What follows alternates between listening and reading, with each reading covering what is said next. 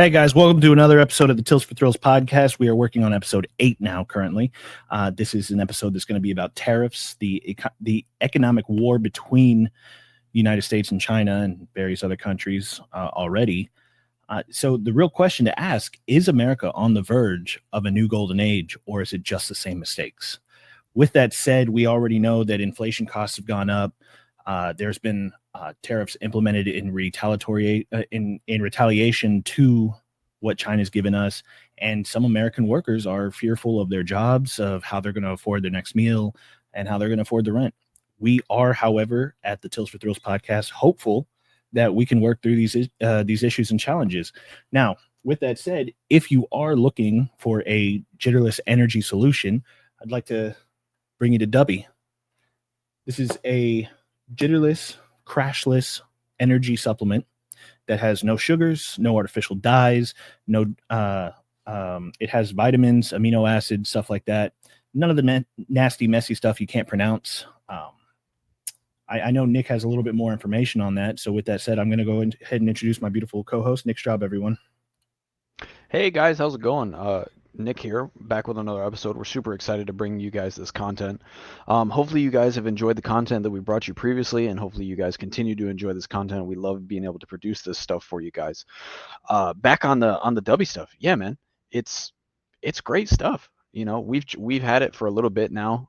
We usually, utilize that before every episode, just kind of put a little bit of pep in our step. You know, if you guys want to check it out, you can always go to w.gg and use promo code Tills4Thrills at checkout for 10% off on us. Unfortunately, they've been doing this solo leveling collab thing. Unfortunately, guys, our stuff just doesn't, our code doesn't work with that, so you guys won't get the 10% off on the solo leveling collab. But on everything else, you guys will get the 10% off. So just make sure to go ahead and check that out. Again, that's w.gg. You guys have any questions, comments, concerns? You guys want, different topics for the podcast? You guys maybe want to come on and are interested in being a guest? You can always email us at the Tills4Thrills@gmail.com.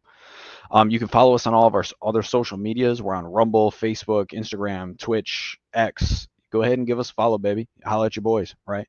If you guys are a veteran in need and you need to talk to somebody, things just aren't going your way, and you might need a little bit of guidance, you can always dial the Veterans Crisis Line. You could dial 988 and press 1. I think other than that, that's enough yapping. Let's get back to Julian. Let's get on with it, baby. Yeah, man. So one of the major talking points I want to get into, really, if you look back over the last maybe 20 years or so, right, we have been in an economic war with China without even knowing it, Well, I mean, and maybe some of the politicians might have known it or not cared or whatever it may have been. But, U.S. companies would go seek Chinese labor as far as like manufacturing factories go, as far as labor costs go and stuff like that, because it was always, the market was cheaper. What people don't talk about is when they were doing this, they were producing goods at below market value, creating an unfair trade within the global market, which means like they were sinking U.S. markets, like plummeting them, whether it be for steel, whether it be for aluminum, whether it be for cheap plastics or anything like that. And so, over the last 20 years, you've really stopped seeing made in America. You see, made in China, and probably even longer than that too. So I would argue that tariffs weren't the start. Trump's tariffs wasn't the start of it. I think it was a response to what we were going through. I mean, if you look back at it, China subsidized steel and aluminum industries with over $100 billion in government support by the 2010s. And we've been feeding their economy. And, all the time we're saying, hey, man, China's the next superpower. And here we are. We made it happen. It's crazy to think about. No, and I definitely think that, an important thing to remember is that realistically, they had captured 50% of the steel market before anybody had kind of realized that, like, hey, this is kind of like a silent war that's going on. Between the steel, the aluminum, and all these other goods. These are things that could have been produced in the U.S. These are things that could have brought jobs. You know, and we've been shipping them out, and for what? It hurts. Yeah, we might get it a little bit cheaper, or they might get it a little bit cheaper. But what does that do for us? You know what I mean? Yeah, no, I understand. I mean, you look at it and you're kind of like, well, the most American thing to do is to be for our economy, right? Sure. The most American thing to do is to give American jobs, give people the affordability to push forward. And they, man, you can go into so many conspiracies about how the government wants you dependent on them and bigger government and X, Y, and Oh Z. yeah. Especially with the whole like food stamps and Section 8 housing and whatever it may be. When in reality, businesses wanted to cut corners. That's really what was going on. Businesses wanted to cut corners, they wanted to cut costs, they wanted to do it at all costs, right? And it was literally just to save a buck. And in doing so, it was sinking our market. So one of the questions to ask is, was America asleep at the wheel? I don't think so. Because what these large businesses would do is they'd go and they'd seek, manufacturing in China or other various parts of the globe where they would have cheap labor to undercut the U.S. economy, right, on the global market. And when doing so, especially in China, I know that a few companies, more than a few companies, have come out and said, well, they let us run our business there as long as we sold them or not sold them, but like gave them some of the patents or whatever it may be. So now you get into an argument. China's stealing our shit, bro. Right? And that's always been a big thing, but nobody talks about it. So now it gets into a whole argument because sure, Trump can impose tariffs. Got it. Retaliatory or not. Does that do any good? Because if China's not buying our stuff or if other nations aren't buying US goods, what's the Yeah. point? What good does it do? Right. Yeah. So it's really a huge dilemma because we're like saying, hey, we do want to even the odds. We want to level the playing field. But we can't do that unless people actually start purchasing from us. And instead what we're seeing is the rest of the world saying, hey, let's hike our inflation costs, or I mean our tariff percentages, right? So it'd kind of be interesting to get your take on it a little bit if you have one. Yeah. I mean, I kind of just want to go back to the whole like buying American thing. You know, it's weird, man, because even as a kid, my grandfather was the same way. He was always invested in American products, American vehicles. Don't buy Chinese shit. Don't buy this cheap bullshit that is going to fail you in X amount of time. But nowadays, man, riddle me this. List off 5 things that without a shadow of a doubt in your mind that are made in America. I mean, I know like some motorcycle parts are for sure.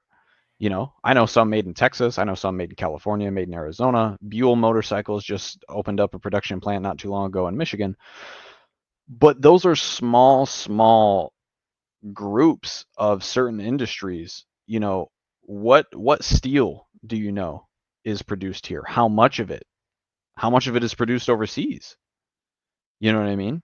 Like that's a big question that we have to sit down and really ask ourselves is if we're shipping all of our industry overseas and we're only getting this tiny, tiny little kickback from it, how does that help us?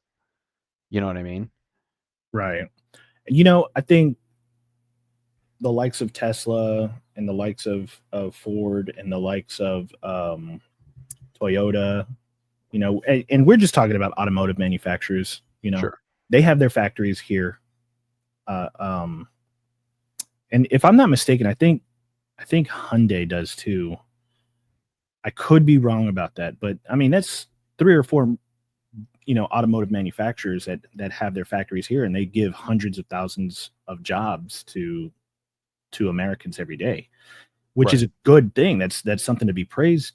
That's something that's praiseworthy.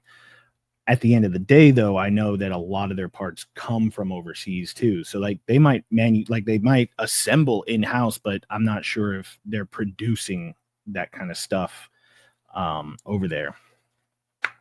Um, and you're right, it is a silent war, or at least it was until now. Now we're done with it. We're like, hey man, you're charging us over the top prices, and now people say like, oh, well, it's 145% on Trump's side and 125% on Chinese side because blah, blah, blah, blah, blah. What's really going on is if you do an itemized breakdown of everything that they're actually tariffing, right? It's like 10 to 15% on agriculture, right? So you got like proteins and vegetables and stuff like that. And then it's like another 10 to 15% on little stuff here and there. I think the biggest markup value is on uh like airplane stuff, like airplane parts and stuff unique to that type of travel or shipping, right? Mm-hmm. And I think the only thing that was excluded from there, if I remember what I read correctly, was they eliminated the tariff on semiconductors because they needed to keep that global market in technology to keep up with the times, right? So I think Right. that's the only thing they let slide was like semiconductors, which we kind of need that for AI, we kind of need that for our computers, we need that for our gaming systems, what our phones, laptops, Yeah. whatever we need, right? Yeah, we need that shit. Yeah. Well, the whole world kind of needs it. And really, it gives Sure. China the competitive edge because they produce a lot of it, you know. And I know some manufacturers here in Texas that are based out of like Austin, like AMD. They have a huge semiconductor factory out of Austin, and they produce microchips there. So I mean, and that's pretty cool because again, giving American jobs, but Yeah. we can't have anybody hold a monopoly over it. It's unfair for the entire global market. Yeah. I think But oh, go what you're ahead. gonna I was gonna say, like, I think that part of my thing too is like as far as what I was getting at, because I don't think I really like enunciated that well. You know, you had brought up like certain car manufacturers like have plants in the United States, and like take Ford as an example. Ford has a lot of plants in the United States. Like just looking up like a couple of them. There's like a bunch in Michigan because it's Michigan, it's Vehicle City and all that shit, and Motor City. Chicago, Flat Rock, Michigan, Kansas City, Louisville, Wayne, Michigan, Louisville. Avon Lake, Louisville. Is that how you Yeah, say it? yeah. So you go to Kentucky, and everybody that says Louisville, you'll be corrected real quick. They'll be like, Oh no, yeah. it's Yes, Louisville, dog. yes. Sorry to everybody there, but I'm not from there. I'm not part of your folks. So my apologies. But part of my thing is they have all these assembly plants here, but yet they use parts that are manufactured. If you guys want a jitterless energy, you know what I mean? I'm sorry, I had to do it, dude. I had to Hold on, do hold it. on. Let me give the people what they want real quick. Hey man, you guys want a jitterless back at you. Y'all like that shit, huh? Right? But no, they utilize parts that are from other countries, and it's like while it's great that there's assembly plants, and what the fuck am I saying, man? While it's great that they have plants that assemble the vehicles, there we go. Lord have mercy. Almost had a Why stroke there, don't huh? Yeah, no, like, I'm having a stroke, man. I don't understand what's going on. While it's great that they have plants that assemble the vehicles, where are all the plants that are manufacturing the parts for these vehicles? Because it's like you go to a dealership, bro, and you go look at like a F-250 or a F-150. You're like $80,000. Man, if I buy a truck, I'm here to tell you right now, bro. I'm sorry, you can hate me all you want. If I buy a truck for 80K, that thing better suck me off. I'm sorry. I'm just gonna say it. An $80,000 truck better jerk it a little. You know what I mean? Jarvis jerk it.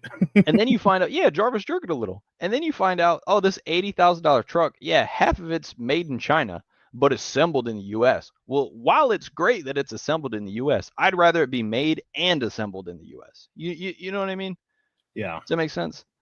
100%. You're not wrong. Now, the only other issue with that is people would argue that environmental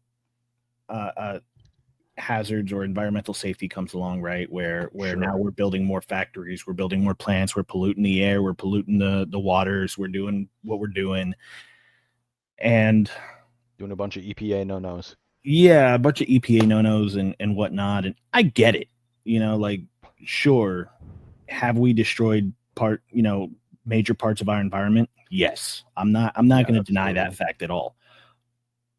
But you also got to look at it.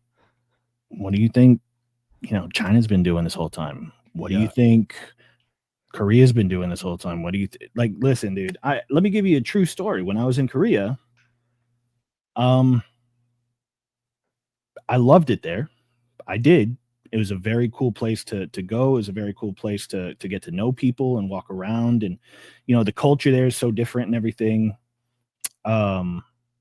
Just super nice people all around. Now, a lot of the times they're nice because they don't like confrontation. So they'll avoid confrontation and just be nice to you, right? Whereas Americans, we're just super loud all the time and they don't like that. Yeah. And I tried to be as respectful as I could, given the fact that I am American and huge culture shock, surprise, by the way. Like, I remember when I first got there was a guy that kept like, we were trying to get off the plane and he kept turning around and hitting me with his backpack on accident. Right. But he just didn't care. And I kept like, oh my God, dude, what is this guy doing? And like, this is a little MMA fight, dude. This is a little 5-0 Asian dude, right? Korean guy. And he hits me and I go forward and I'm like, I turn around. I'm like, bro, you do that again, we're going to have a problem. Like, we're going to have a big problem. And he's like, oh, no. Oh, no. Whatever. Like, he didn't speak English. Yeah, it does it again. Like, yeah. So I was like, oh, okay, whatever. And I walked off the plane and I didn't want to get in trouble my very first day in country. Yeah. Yeah. So we had to get this culture brief. And the lady comes out and she's like, hey guys, y'all are all American citizens. Y'all are all from yada, yada, yada. Do you like your personal space? And we're like, yeah. Yeah, like, absolutely. Yeah, well, get used to not having it because Koreans don't understand personal space. Like, it's so densely populated there that when they get on a train, they literally just shove themselves in as tight as they possibly can. And if, you're rubbing shoulders with the dude next to you, so be it. Yeah, so be it. Nobody cares. Nobody says anything about it either. So, quick question on that, because, I never went to Korea or anything, but like when you say like goodbye to your personal space, like, obviously like we all can like understand like what that means, like what that constitutes, but like as far as like the day to day, if you were to have like just a normal encounter with a Korean national, like would they just like talking to you, would they just get like uncomfortably close to you, or how would that work? No. So I mean, we could have conversations with Korean nationals, pretty regularly, just not hi guys, Yeah. Hi. Yeah, right. So, you could have a conversation like you and I would have if we were in person right now. Mm-hmm. And still be completely fine. But it's more like the day-to-day tasks, the mundane stuff that they got, like just like the stuff that you don't think about, right? Like let's say you go onto the public city bus, right? To go because you don't have a car and you got to go to work and you're sitting in your little seat and somebody wants to say, oh, well, I'm not going to sit next to that person. I'm going to go to the back of the bus or the front of the bus or another seat of the bus or, whatever it may be. And so you may very well, for the entire trip that you have an empty seat next to you. Right. Right. Well, that's not the case in Korea. They don't care who you are. They'll sit right next to you and just not even say a word to you and just hold on for dear life while the bus takes you wherever they go. And then they get up and then they pay and then they go. Right. So it's like a lot of like public transportation, like out in public, everybody's just kind of, yeah, I think the only difference in like how that works with public transportation is like cabs, right? So like if you get a Yeah. you can it's kind of like ordering an Uber. You can go on an app and order a cab, and then it'll tell you what the license plate is for the cab, and then you can read it and be like, okay, this is me, dog. Let's go, jump in, and then now you have like it's either just you or you and your friends, and you don't have to worry about anybody else. But Right. obviously, you don't want to do that for like where I was in Pyeongtaek, so that's about an hour south of Seoul, which is Hmm. like the capital city there. Right. And you obviously don't want to order a cab because you're gonna be paying out the Yahoo for that. So the cheapest method is to take the train. You take the train, you go, you do what you got to do, and you're there within an hour. And usually it's not that crowded, right? But like it's kind of like rush hour. Um, it's kind of like rush hour here in the United States. You can't drive down the highway without being bumper to bumper and door to door with another car next to and beside, like next to you or in front and behind you. Yeah. So during rush hour, when like people are getting off of work or people are going into work, that's when it's the most chaotic, and that's when there is no personal space. Yeah. When you like look around, you're like, holy fuck. Yeah, well, I mean, and going back into the topic at hand, the reason I bring this up is because, you know, think about South Korea being the size of, I think they compared it to Ohio, right? Hmm. Where like 50% of this country though is uninhabitable because of like the mountains and the ranges that they got there. Yeah. And so when they do find a flat piece of land to settle on and everything, they have to build up instead of continuing to build out, right? So a lot of their environment has been essentially ruined, even though that 50% is preserved because they can't live there, right? It's been ruined because now it's all filled with roadways, paved ways, or buildings, or people just trampling down the grass or whatever. Now, don't get me wrong; it's still very beautiful out there. By God, it smells so bad. Like you can't walk out of the barracks without smelling either like sewer or manure or garbage. Like So it that's just just smells like piss and shit the entire time. pretty much, man. Pretty much. And so I mean, and that's Juicy. that's the damage that they do to the environment. Right. Yeah. And we don't do it on such a large scale here in America, but it could get like that if we move all of the factories to America. Yeah. Every single factory, every single Yeah. manufacturing. So I mean, obviously, I think that for the world market and for fair trade, I think that there should be competitive countries that are able to, do stuff legally, morally, and ethically correct, um, and not undercut other global markets to make an entire country fail with their economy. That's an act of war. And Yeah. so now what we have is we have President Trump for national security reasons, because this is a national security crisis. If our economy fails, we're done. We have to impose something. We have to do something. Yeah. Something's got to happen here. You know. So with that said, though, tariffs is only going to bring inflation for a short period of time, right? Without investment in energy, without investment in innovation, without investment in our own future, which is bringing these factories back to America and thinking about where we're going to put them, like really planning that out, where we're going to put them is the only thing that's going to help us in the future. Get dicey in the beginning because people are going to be complaining about inflation costs and everything like that. I mean, look at it over the past 4 years. Inflation's up 20 to 40% just for groceries and energy and rent. Yeah. I feel like that's kind of like a small price to pay, though.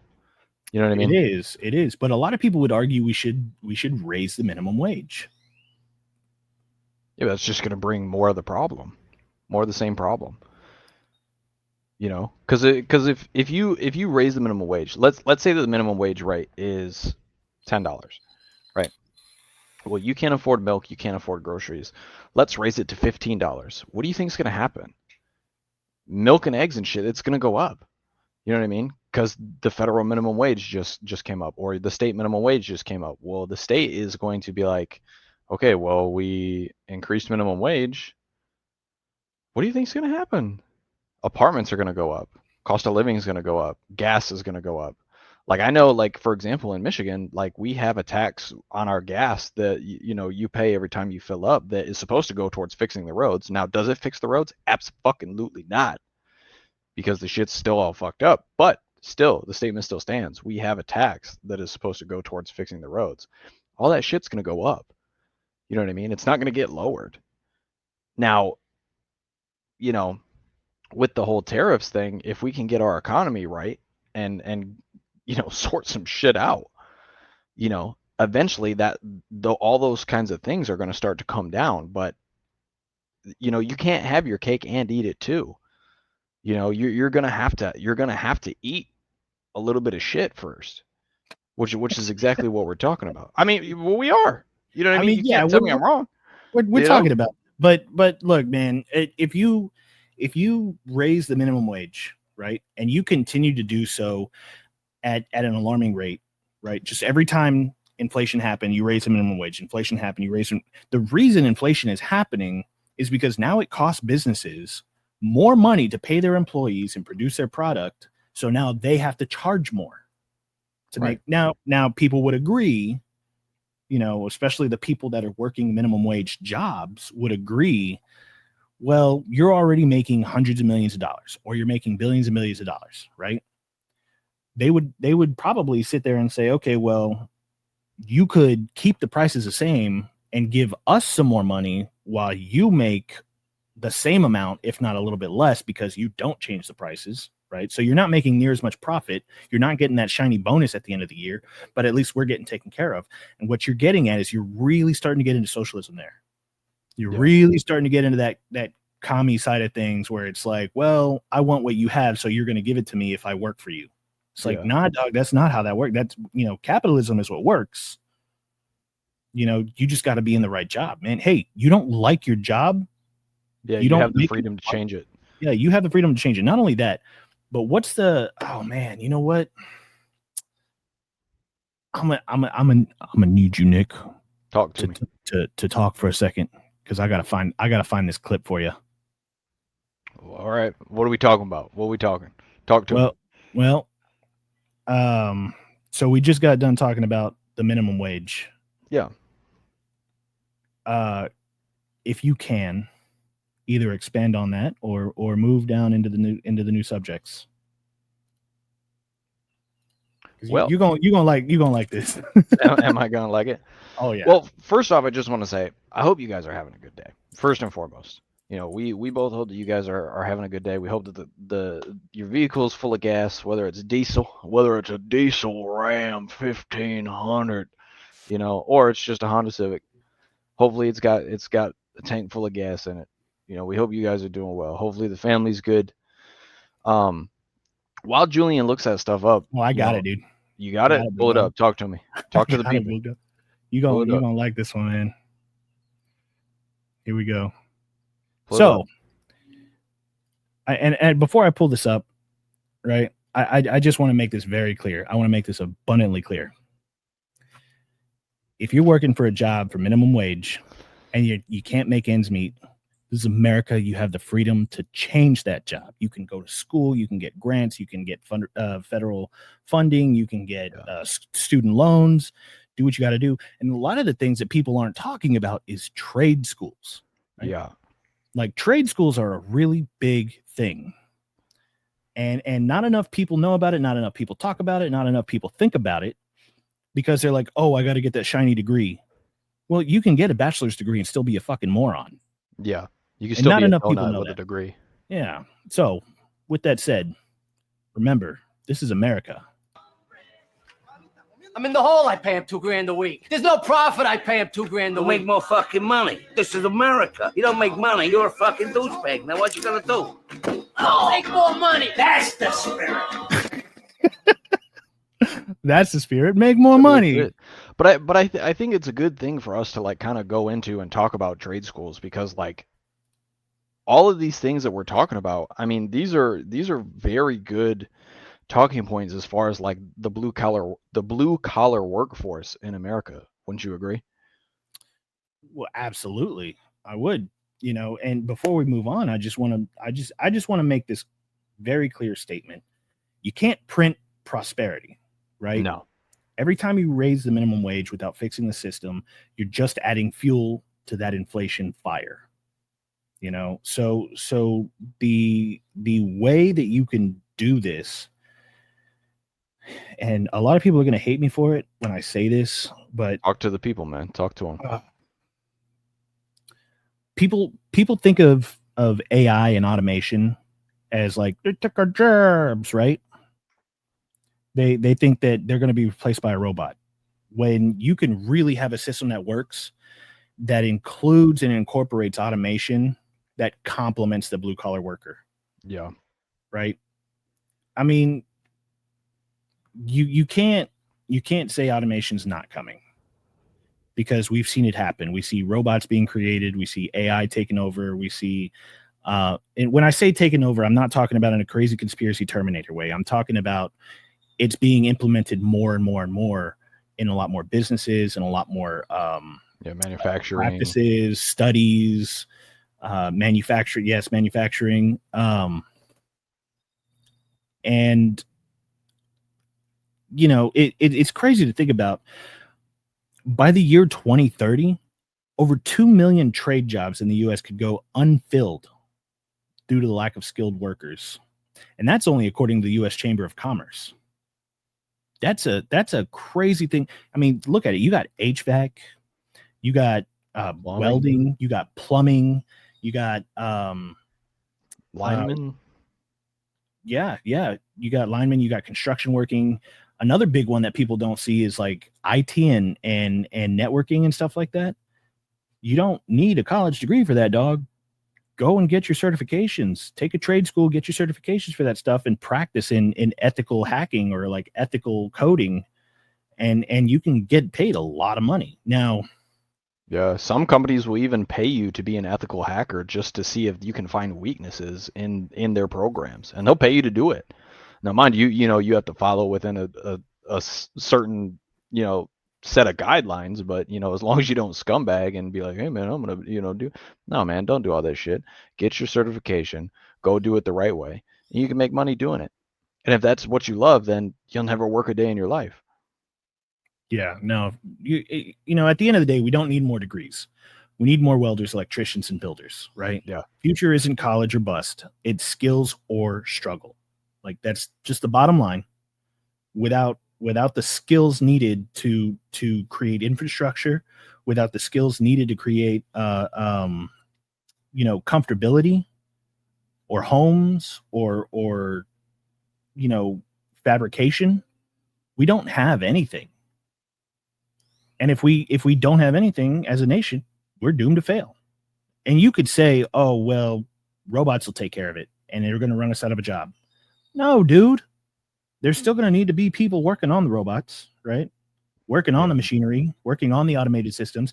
Like so in the realm of logistics, right? If you look into warehouses, there's people that have like automated rail systems that go all throughout the factory. So when a picker comes out, right, and says, oh, well, this order needs to be put on this pallet and staged in the shipping area for the truck driver to come and pick it up and everything, pushes a button and sends the system to go look throughout the entire warehouse. Now everything's scanned into place.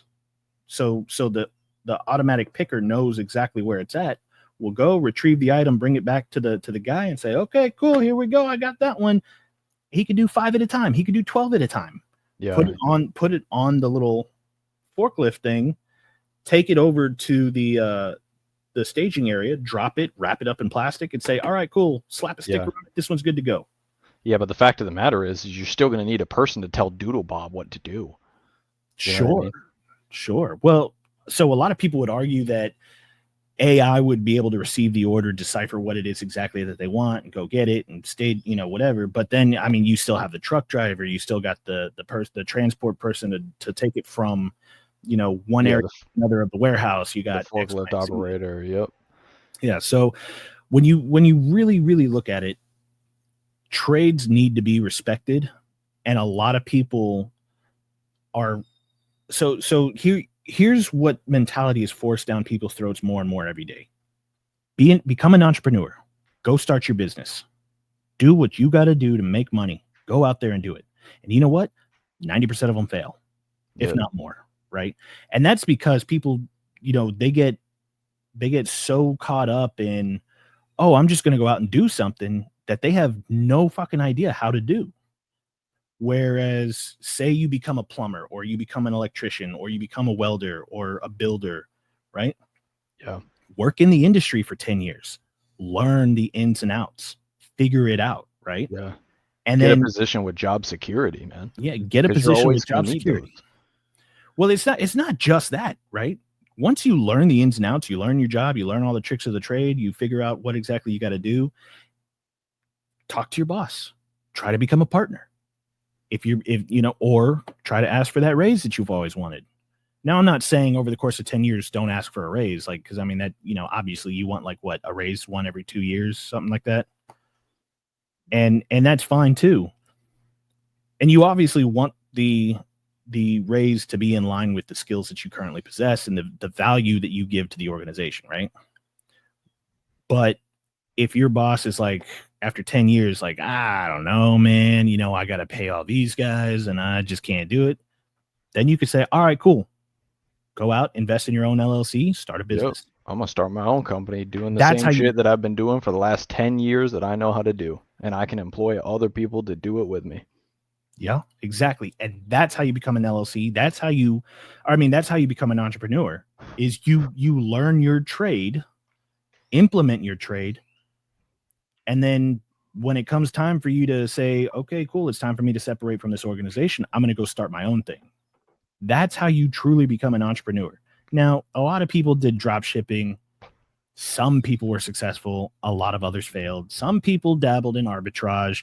Some people were successful. A lot of people failed. And you know what I found out? A lot of these people that do they do their drop shipping or they do their arbitrage or whatever entrepreneurial stuff that they do, and they go to YouTube and they start talking about how I was able to make $1 million, X, Y, and Z, da da da da da.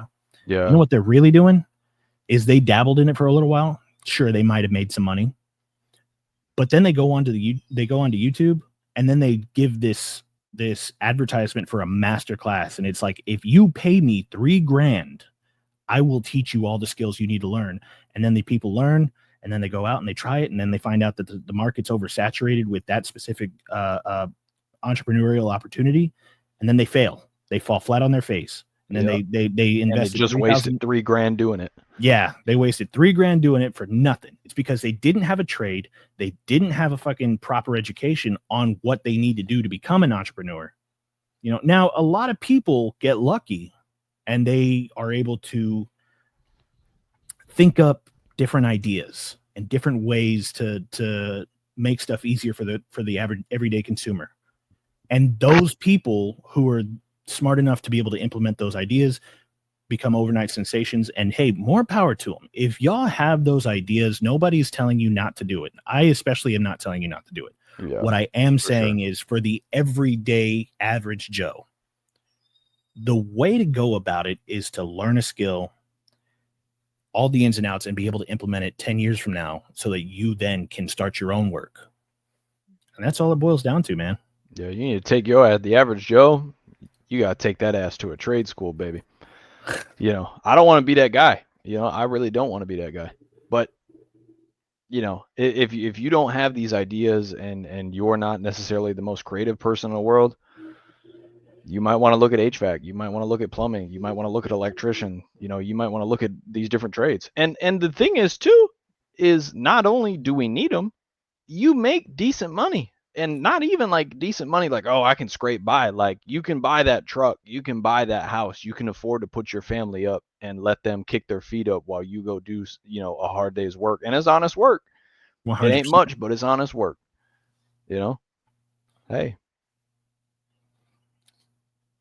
Yeah. And, a lot of people don't realize that like, yeah, there are entry level jobs that don't require a degree, that don't require a trade certificate. You know, you can get in, you can get your foot in the door with, you know, a good factory or warehouse or distribution center, stuff like that, right?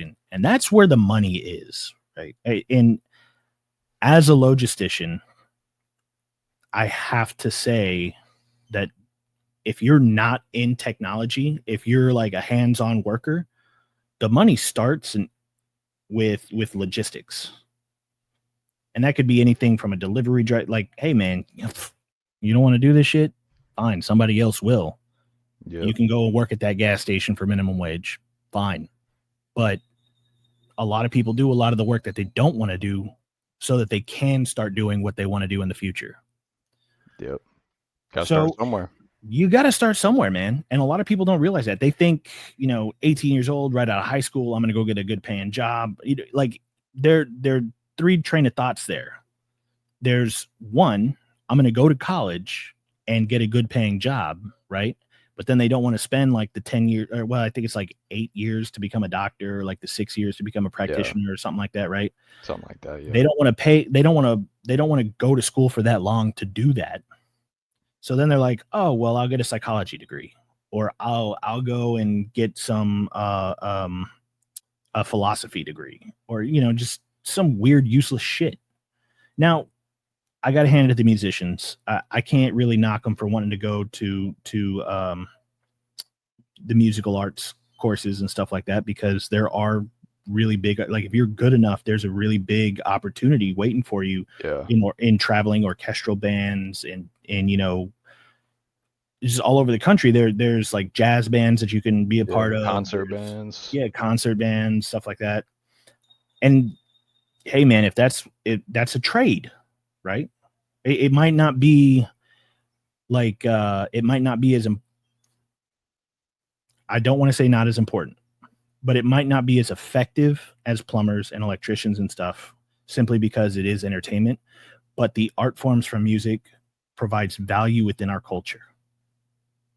So it's just as important as building infrastructure, right? Yeah. Because you want our people to be able to, like, hey man, studies show if you read and write music, and if you play an instrument, you're already smarter than the average person, because you're able to read, write, and critically think all at the same time. Yeah. So with that said, moving on, you know, you gotta concentrate on, you know, going back to the tariffs, you got to concentrate on why we're here. Why are we here? We're here because we've been getting the butt end of the stick for way too long. Over 2 decades, right? And that's a crazy thing to think about, because we knew about this when we were kids. We just couldn't comprehend how serious it was. Yeah. You know, the other thing, if we want to build the golden age of America again, if we want to bring back the golden age of America, it starts with bringing back our factories and saying, hey, we're building, we're manufacturing, and we're producing here. Yep. In the United States. In the United States, yes. A lot of people would argue that we need to cut the red tape and not the wages. It's really difficult to kind of, you know, perceive what that means. I honestly think it has a lot to do with those regulations. We talked about the EPA earlier. Well, then there's not just EPA, but there's, you know, I think President Trump had went on talking about building a nuclear power plant facility somewhere in the world. I can't remember where it was, but people were criticized because of the thickness of the concrete wall. Like, it was less than an inch off, and so they had to tear it down after spending millions of dollars to put it up. And this was just like one concrete wall. This wasn't even the whole plant. So if we can get more precise, that's great, because obviously safety first. But there's a lot of, you know, going back to the reason for Doge was to cut duplicate agencies that literally go over the same things. Yeah, and or agencies that just, you know, say that they're here for this or that reason, but when you really get down into the meat and potatoes of it, you really find out that they're not doing dick. They're just sitting around jerking off, collecting a paycheck, which is cool, but not when it's funded by taxpayer dollars.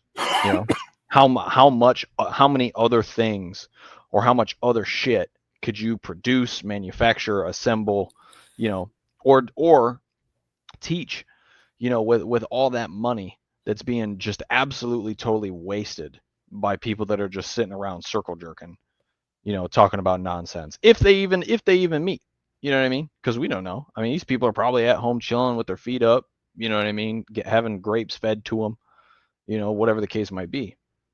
Yeah, well, you know, it goes back to I think it was Jon Stewart, and I don't want to play the clip on here just because I don't want that copyrighted or anything like that. But Sure. If I remember correctly, it was the Biden administration had taken, I think it was like $47 billion, right? And wanted to implement infrastructure in the city to get everybody connected to the internet. Well, with all of the regulation, like all of the regulatory processes it had to go through to get approved, it was like 14 different steps that took years to implement, right? And so going back to the Jon Stewart thing, one of the guys that was on there, it was Elijah something or other, and he was telling Jon Stewart about what this was supposed to do. Now, as far as we know, the $47 billion was spent, and nothing got done.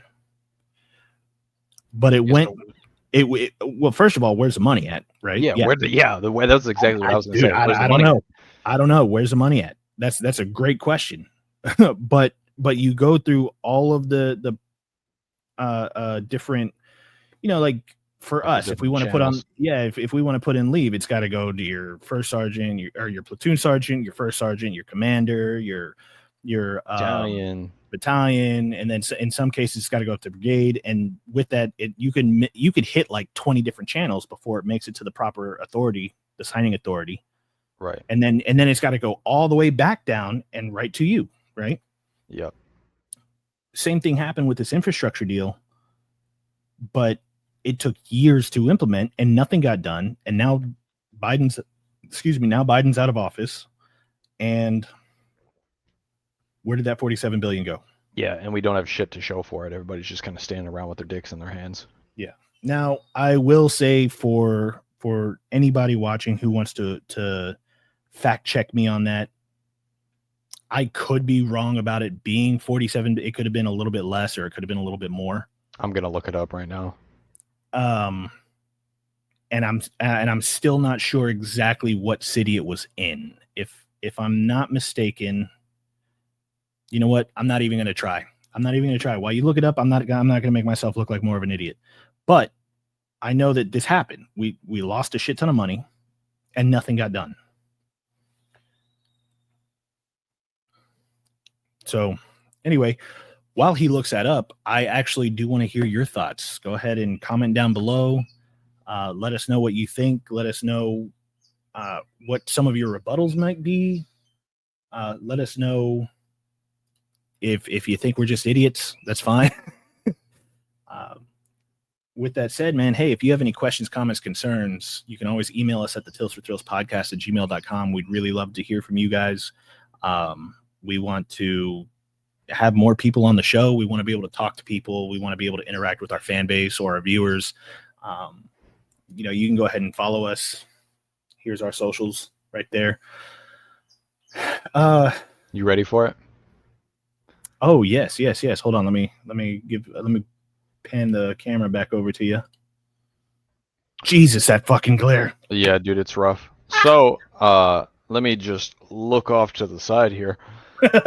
So basically what it was called is it was titled the Broadband Equity Access and Deployment Program, or BEAD for short, BEAD.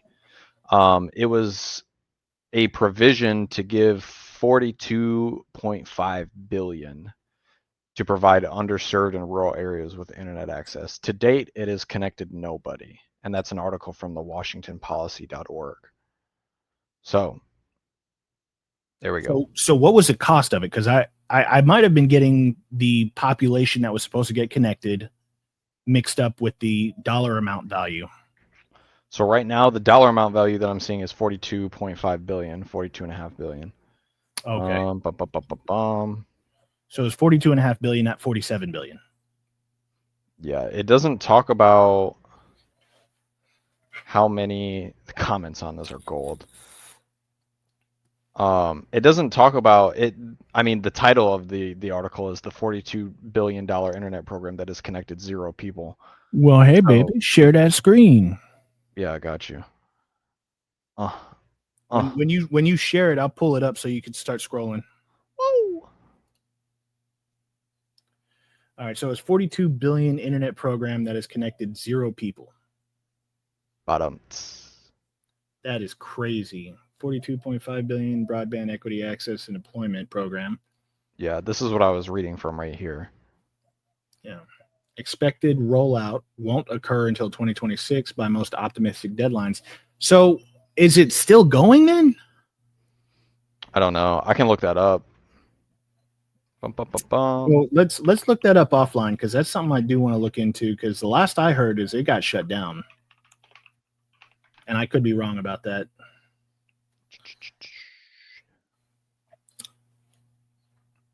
But yeah, man. While he looks that up, getting back into it, you got to again, golden age of America.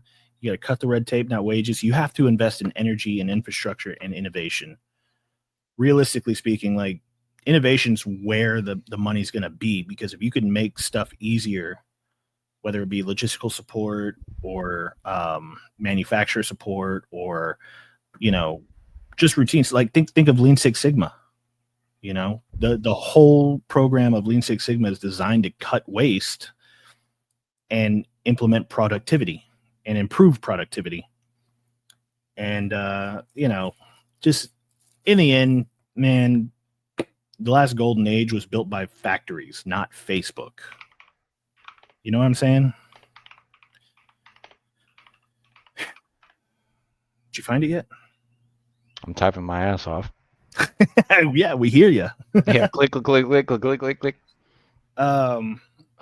it says the National Telecommunications and Information Administration on Tuesday notified states that they've been granted a 90-day extension to submit their final spending proposals for their slice of the BEAD program.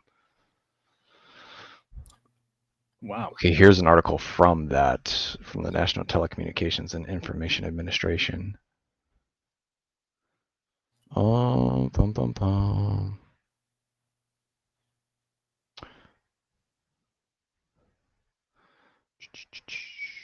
This is a graph showing Pull that bad boy up, dog. proposals as of April 14th. What's up, everybody? Sorry, I didn't know that we were so close together. Bubbing. So this is like a progress dashboard. Last refresh 4/14/2025. 434. All right. So break down what we're seeing. Initial proposal approved by NTIA. Challenge process concluded. Internet service provider selection begun. Internet service provider selection complete. And released for public comment by state or territory. So does that mean that it's only gotten to, hey, man, we just finished all this stuff. Now we're going to start implementing it? Or is that like, hey, we just got approved. We'll let you know when we start implementing it? That's kind of what I'm thinking. Oh, here's a summary right here. 50 out of 56 eligible entities have initial proposals approved by the NTIA. 41 out of 56 eligible entities have begun selecting service providers. So, I mean, we're talking like Spectrum, AT&T, Verizon, Cox, all that stuff, right? Yeah. 4 out of 56 eligible entities have completed service provider selection: Delaware, Louisiana, Nevada, and West Virginia. And 3 eligible entities have released their final proposal for public comment. And still, after all this time, nobody's been connected. Crazy work. Crazy work. Crazy. You hate to see it, man. You hate to see it. Yeah. Well, and it like I said, bro, I mean, My whole thing, right, is if the money's being spent on it and it's actually being implemented, you know what I mean? Solid. Right. Right. But also at the same time, I don't know that we should necessarily be concerned with connecting everybody to the internet. You know, I like as far as like everything that we could be focused on or we should be focused on, you know, we hot take, we could have used that $42 billion to implement more trade schools, implement better training, better safety regulations, better technology for these trade workers, you know, better wages. Sure, sure. But you look into it, right? And on paper, it looks good, right? Yeah, it sounds So good in briefing. it sounds good because what you're doing is you're giving Americans jobs, especially those with trade, right? So you got construction workers, you got pipe fitters, you got line workers, you got network engineers that are trying to implement this infrastructure. But it doesn't look to me that since the deal was proposed, anything's actually gotten done. You know, and we can argue that, yeah, it would, you know, promote trade. You know, we could have reused the money to promote trade schools and technologies and stuff like that. But look at this, bro. Elon Musk has Starlink, right? During the North Carolina disaster, the hurricanes that hit over in that area, he was able to get them all connected. You know, he donated his Starlink to them, which is why Yeah. it's so hard now to get Starlink. You have to be on a waiting list because they got to manufacture more now.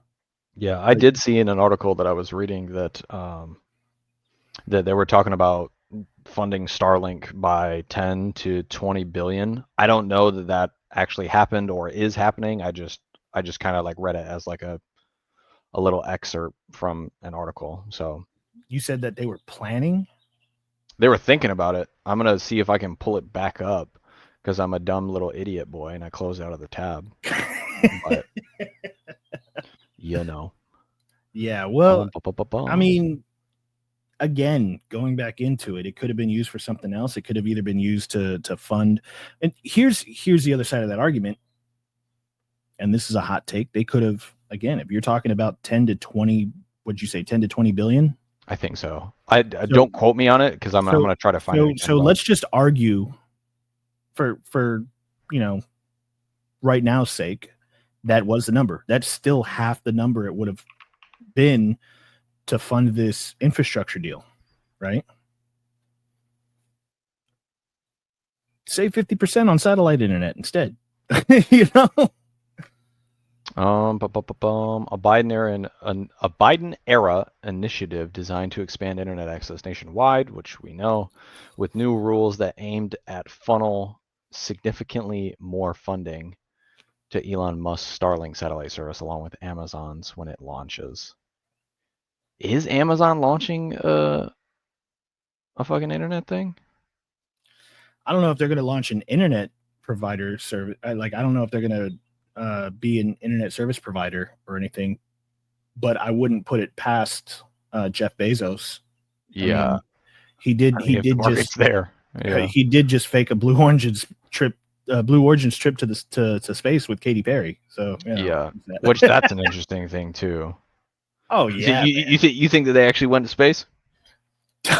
Bro, no. Yeah, Like, and, fuck no, baby. like, dude, listen, man. You right now, it seems to me that everybody's trying to undercut Elon Musk and his accomplishments, right? And Well, for so sure. after Dragon went up and was like, "Hey, man, we're here to rescue y'all. Y'all been stranded.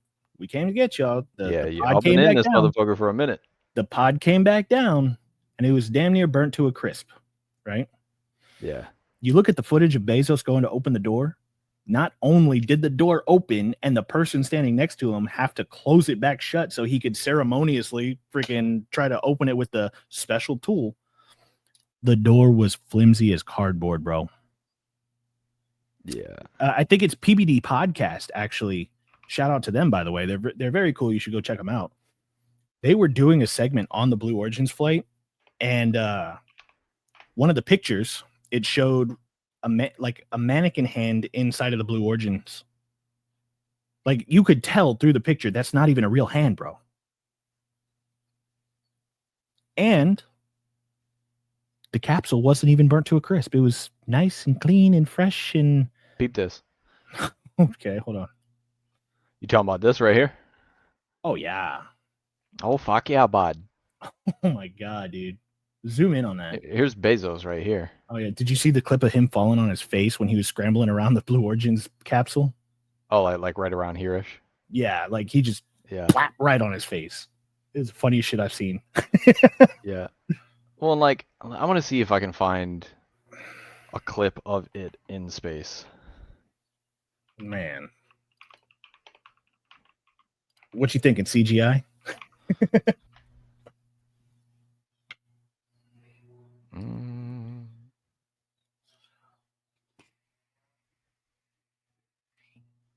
Because I'm sorry, dude. I just don't believe in the landing. Here's a photo of it chilling on the rocket. Right? Yeah, dude. And here's the same design that's on the side of it. Tell me that doesn't look like an inflatable tent. Yeah, it does. Right? That looks like just an inflatable tent, dude. Like, and I'm sorry, bro. Like, I'm just not going for that shit. That shit definitely ain't real. Like, I'm sorry, man. You can call me whatever, dude, but I don't know about that one, Big Chief. And you know what's crazy is like none of these photos, you know, like okay, like we could see the rocket. Okay, cool. You know, woohoo. But let me see that motherfucker in its descent. That's what I want to see. I want to see it in its descent. Like, oh, okay, dude. You see, okay, so right there, you see around the capsule how all that dust has flown up, right? Yeah.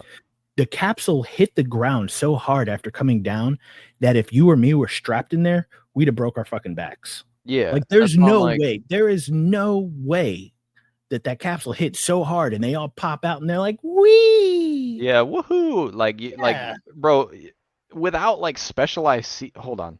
Let me see if I can find hold on, the let me do some of my handy dandy. Yeah.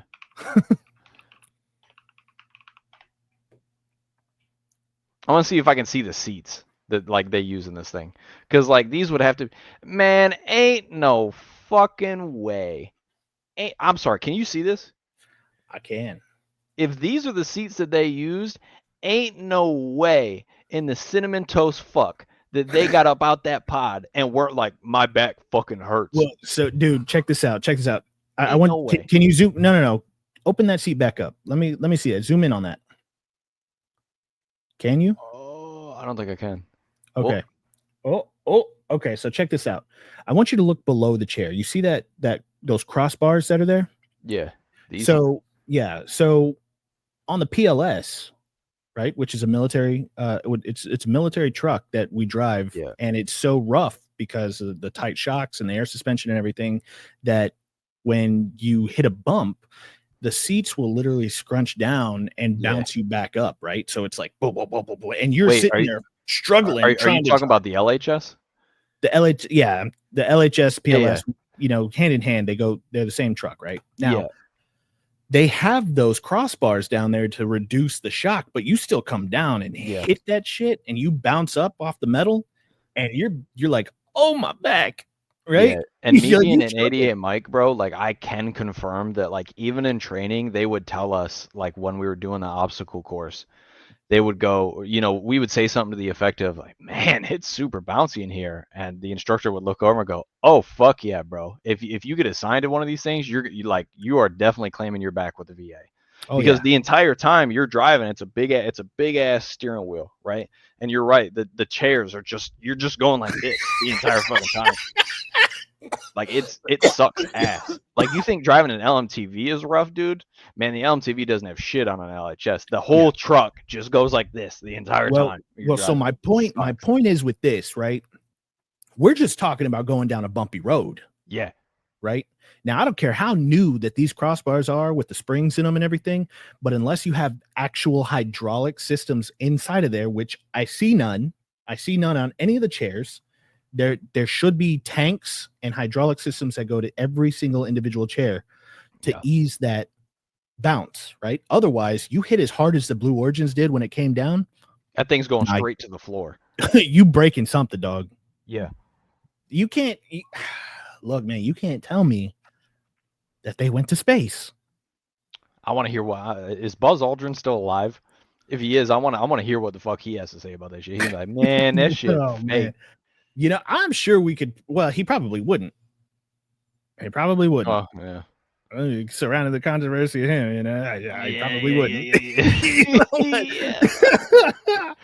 But he'd be like, "Oh no, I believe it." Like, you can't tell me that Katy Perry went to space, you know. And even if she did, Wendy's has already been like, "Can we send her back, bro?" Yeah, you didn't hear about that?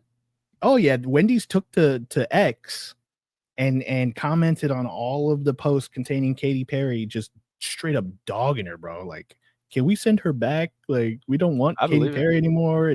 And people told, hey, Wendy's apologize. And and they're like, nah, dog, we ain't apologizing. And they kept going. Are you looking it up right now? No, I'm looking up something else. Oh shit. Yeah. It's wild, man. I really don't think they went to space. At the end of the day, come on, man. You can't. Hold on. Oh shit. Typical low Earth orbit reentry speeds are near 17,500 miles per hour, which is nearly Mach 25. Okay, but how hot is it, bro? Heat created during atmospheric reentry. That's what I wanted.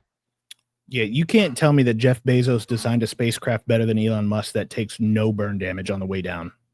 I don't care about the panels, man. Give me what I want to know. I don't give a fuck about the panels. The physics are Come on, dog.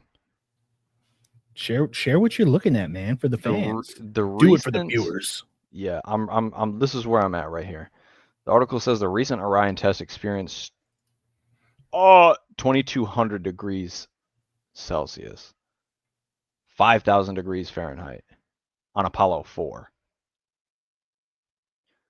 The bow shock of the Stardust probe reached temperatures. So I don't know like what these are, which really, really sucks. Just because let's just say that that's really, really hot, right? You got to think about it. On like a good day for us, we look at it like 75 degrees Fahrenheit, right? Is like 26 degrees Celsius or like 20 degrees Celsius or something like that, right? Like that's a good, comfortable temperature. Yeah. You talk about 2,200 to 5,000 degrees Celsius. Or I'm sorry, I'm sorry, 22 degrees Celsius to 2760 Celsius. Yeah, the space shuttle thermal protection system is rated for temperatures of up to 1510 Celsius. There's a boundary layer of air just above the TPS outside that temperatures can reach 5,500 Celsius. So it's hot than a bitch. It's not even like, oh man, it's hot in Arizona. Hot dog. We're talking that's crazy. We're talking about some crazy fucking temperatures here. And I'm sorry, bro. Like where is it? Which one? I got so many tabs open. It's gonna make me vomit. Like, I'm sorry, bro, but this right here. Let me peep it again. I am confusion. Is it the seats? Well, hey, I'm just saying we're stupid. We're stupidly, wildly entertained looking at the glare in your glasses. It's so bad, bro. I can't wait till I get. If you guys want a jitterless energy solution, you guys can go ahead and check. No, really. Dead ass. I'm never not gonna play with that, man. Like I can't wait to have our first guest on here and just throw that up while they're talking. See what happens. They're gonna be like, "Oh, you're so disrespectful." Like this right here, bro. I'm sorry, man. I just can't get behind that this thing re-entered the atmosphere. I just can't get behind it. I just can't.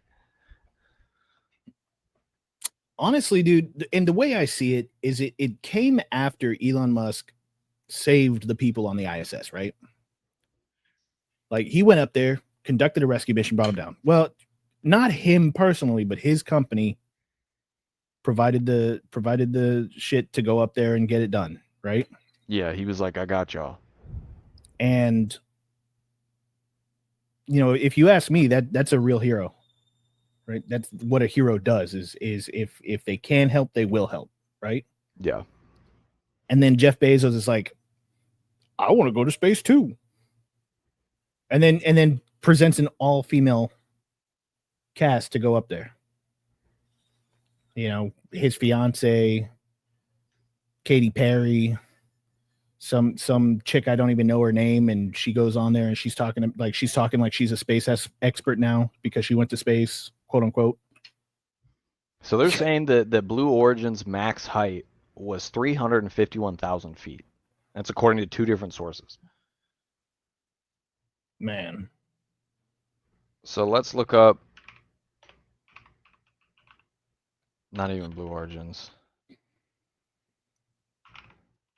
Look up the Dragon. What was it? The Dragon space flight to go to the ISS.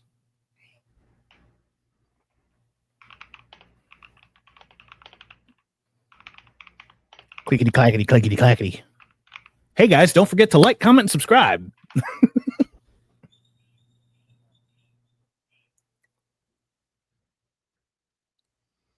you find Ramon?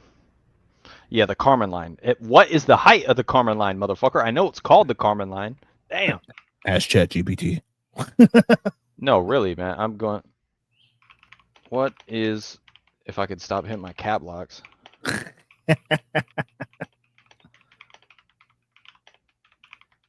Yeah, so sorry guys, we didn't expect to get into the Blue Origins thing. It just kind of fell into our lap.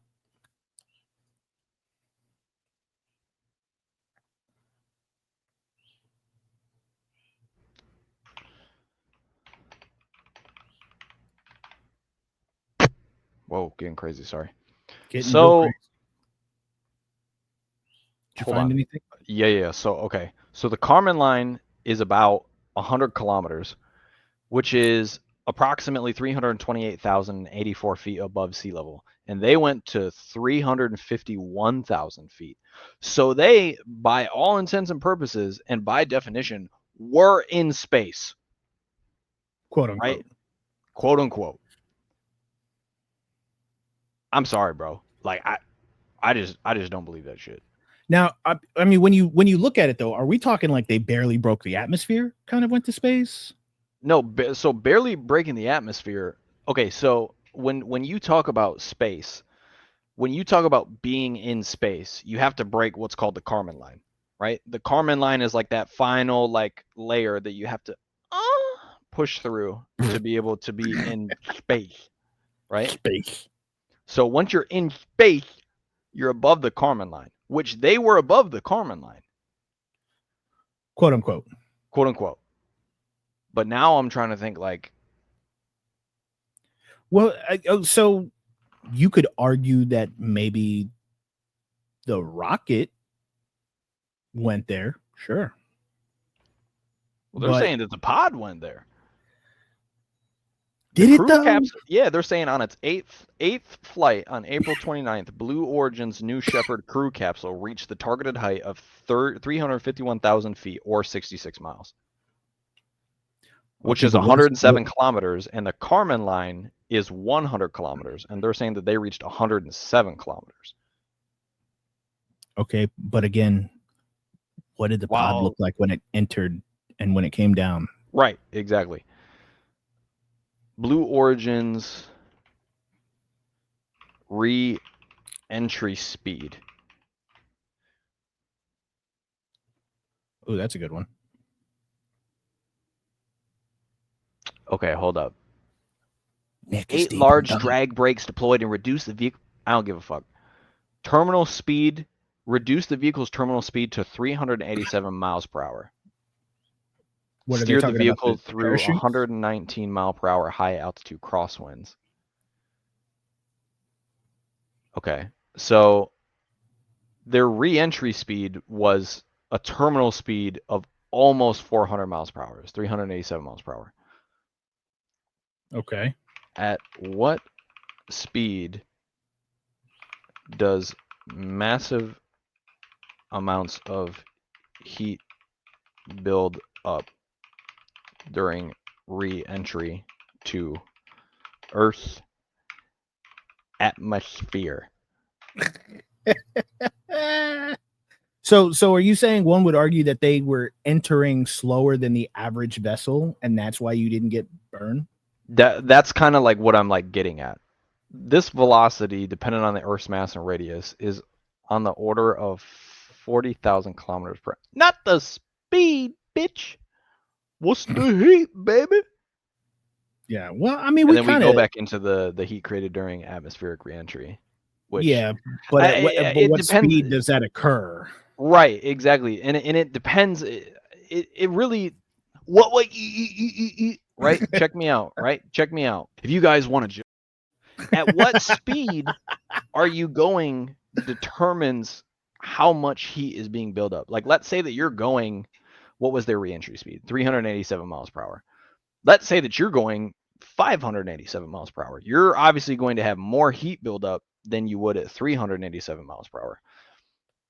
But what I'm getting at, I think, is more along the lines of if they're going 387 miles per hour, we should visually see on the pod during its re-entry into Earth's atmosphere heat buildup or heat damage to the panels and the tiles that are alongside of the capsule, right? Because have you ever seen like animations of like the space shuttle like re-entering Earth's atmosphere?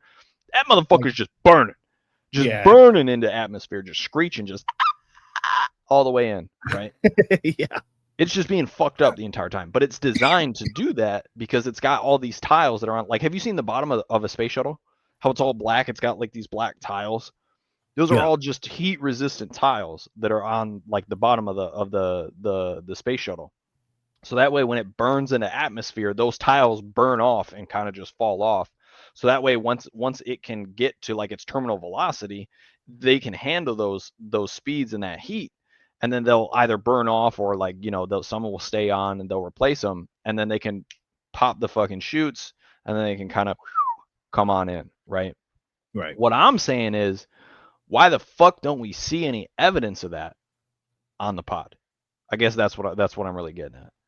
Sure. Because like I said, like with the speed and the heat, like what I'm curious too is like the amount of G's that they like the G-force surrounding the yeah. Well, it kind of, again, man, we don't see any evidence of them actually re-entering atmosphere and the heat signature that comes off of it and everything like that. And with technology today, most of those photos could have been doctored so that people could argue, hey man, they didn't really go. They showed some doctored photos and whatever, and then posted it up saying like, or videos saying this is where we are, this is what we're doing, we're in space now, yada yada yada, when they could have just been in a swimming pool with their hair floating around being like, I'm not sure how they do it at NASA for their training or whatever it may be, but you can't tell me that with those seats that they have in the shuttle, they're not about to break their backs up upon reentry and landing. There's no evidence on the actual pod itself of the heat buildup that was caused during reentry, and then they just say, oh yeah, we broke what did you call it, the Kármán line? The Kármán line, yeah. Yeah, we went right above the Kármán line. Okay, cool. Well, I didn't see you go up there and actually do that. So you could have just doctored some photos and videos and said you did. So the only thing that I'm seeing, and this isn't like anything recent, so I mean, take it with a grain of salt. So it's a Reddit post under the thread Blue Origin. It's from 9 years ago. So mind you, it's from 9 years ago. So not anywhere relatively fucking close to like today or what we're talking about. So the question is, what is the max G load in the capsule during reentry? Which is the exact fucking question that I want, right? And it says, I found a very interesting video of Alan Shepard's first suborbital flight, and I was very surprised by the G load. 11.5 Gs would be way too much to handle for space tourists, right? Then this guy commented, according to the BO, Blue Origin's website, it's 3 Gs during boost and 5 Gs upon re-entry. I hate to break it to you, dog. I don't think that Katy Perry went through the training to experience 5 Gs upon re-entry. I just don't believe it. I don't believe it. Like, you can hate me. You can call me what I want. You can call me a bitch, whatever you want to call me. I do not believe that they put her through 5 Gs in training multiple times, and she was okay with doing it. I think it was a publicity stunt. I 100% think it was 100%, dude. 100%, bro. I'm sorry. That's 5 all it Gs was. upon re-entry? Well, and then look at the narrative behind it. All women space flight. That doesn't raise some eyebrows. That's, Right, sure. I mean, some people would argue like, hey, man, great. Women are, conquer this and that and the other. Hey, listen, man, I'm going to tell you right now. I believe women are great people. I believe women are strong. I believe women can do whatever they set their mind to, but I'm sorry. When you're using them to catch the public eye, I think you're the bad guy. It's not the woman's fault. I'm not being sexist. I'm just saying whenever you use women to gain public sway in whatever you're doing, you're pretty fucked up, because now you're just using women like they've been complaining about being used for years and years and years. It's not right. I'm listening. Sorry. I'm trying to see what, like, in mile per hour the speed is for 5 Gs. Because how fast is 1 G? Like, I don't remember. I'm not a pilot. I couldn't tell you, man. Yeah, no, I hear you. Standard gravity to miles per hour per second. Yeah. I mean, I tell you right now, it's real hard to look at the glare in your glasses. Kind of like it's hard to look at the glare off the grass in my backyard. It's kind of crazy, man. But I definitely do need a better camera. Sorry, guys, we're working on it. But so this is actually, you know what this is? This is a great segue, right? If you guys like this content and you guys want to see more behind the scenes content, you can always subscribe to our Patreon. You might be able to help me get some contacts so that you don't have to look at the ugly ass glare on the side of my glasses and my dumb ass face. Maybe we'll find out what 5 Gs is relative to miles per hour. Maybe we won't, but you might be able to see that in some behind the scenes content. Back to you, Julian. Oh, nice. Hey, thanks. That is a nice segue. If you do like the content, obviously we are working on getting our Patreon up. Let me see here.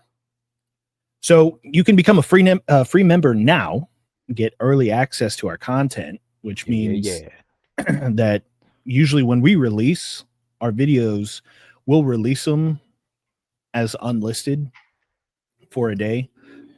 If you want to watch it right away, you'll have access to that as a member as soon as it goes live. Straight as it goes up. Yeah. And then, we do have general support tier. We do have other supporting tiers that are in there that will give you access to behind the scenes content. Basically, gives you insights into how we vet our guests, how we conduct ourselves, trying to come up with ideas for the show. They have bonus episodes that, some of our friends, some of our families, some other people, special guests that you might not see on a regular basis on the show, that you can go and look at the bonus episodes there, where we ask pretty compelling questions. Other than that, with that said, most of the money raised through our Patreon is going to go straight back into the studio fund. We want to make sure we have better equipment for you so that you can see us better. We want to make sure we have better quality product for you so that you can hear us better and interact with us.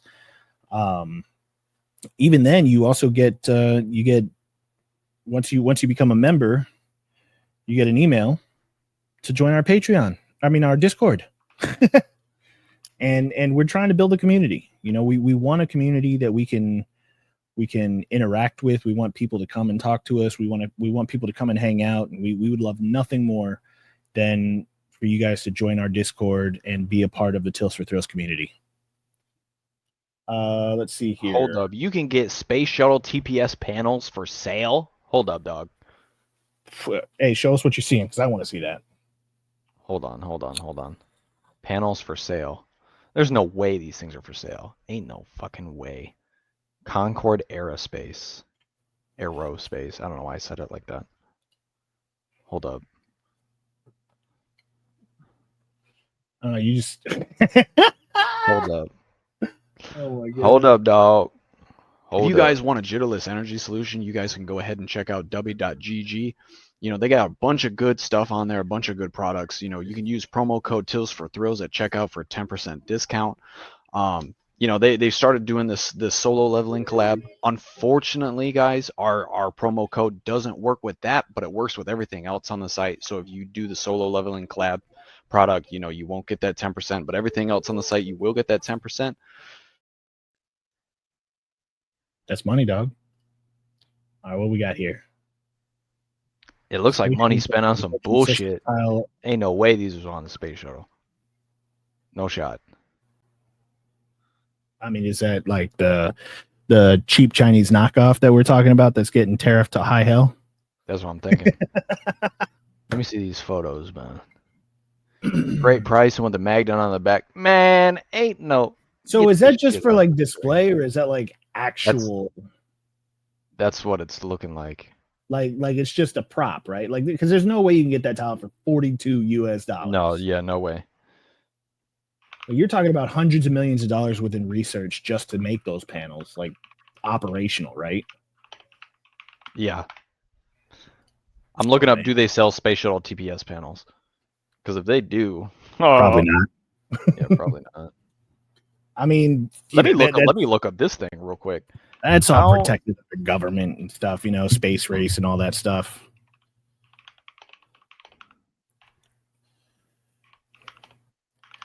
Man, you know, sometimes I love the fact that you're ADHD, and sometimes I look at you and I'm like, damn, dude, you know, we're still in the middle of an episode right now. I know, real quick. I got to know.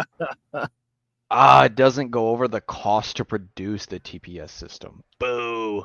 Yeah, but you already know that shit's gonna be stupid expensive. Yeah.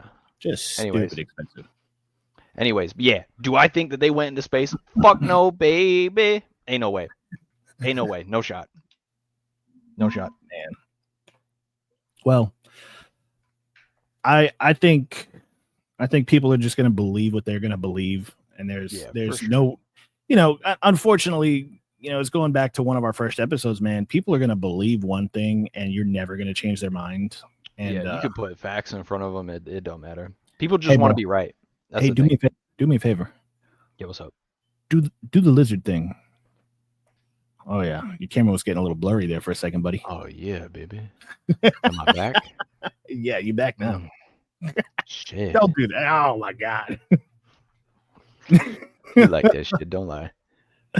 So hey, man, let's just do a recap on everything that was provided in the episodes. We covered tariffs, we covered inflation, we covered the fake Blue Origins space fake ass story. They didn't go to fucking space. Yeah, man. I'm lying. I mean, look, at the end of the day, when it comes in regards to tariffs, you know, they were overdue. That's just the bottom line. They were overdue. It's meant to leveling the playing field in the American market compared to the rest of the global market, because people have spent too long undercutting us and shutting us down economically. You know, also, inflation isn't solved by printing more money. They tried to do that during COVID and it raised the inflation cost. It fucked us over completely, right? Like there was times where I was just like, bro, I don't want the however much money you're about to give me, because I don't want to have to, number one, pay it back in taxes at the end of the year. And number two, I don't want the price of my eggs to go up. Yeah. Toilet paper goes up. Speaking of which, fun fact, over the past, month or so, egg prices gone down significantly. And nobody's talking about that, because it seems to me that everybody on the left keeps asking, where's those price of eggs at, guy? Down. So is gas. Oh, he's looking it up. He's looking it up now. I am looking it up. Milk prices dropped 0.8%, while egg prices declined 7.3%. Inflation slowed last month, offering a note to relief to cash-strapped shoppers after 3 months of bigger-than-expected price increases. Bigger than expected is a little bit more than that, dog. They're coming down. shit was rough. No, I mean they are coming down, but like shit was rough over like the last Yeah. couple of months. Well, shit was Yeah. rough over the last couple of years. Yeah. You know, thanks DNC. You know, hey, so but getting back into it, you know, Yeah, sorry. Quick tangent. blue collar work is the foundation of our nation. Yeah. And really we need to bring back those trades. You know, it's a very important thing, because if we bring those back, I guarantee you we'll have more successful real flights into space rather than some fake ass Blue Origin shit. You trying to get me riled up again? Trying to get me riled up? Talk about space? About it ain't not the bucket. Yeah. They didn't go up there. Look, man. At the end of the day, Americans have a chance to rebuild, but the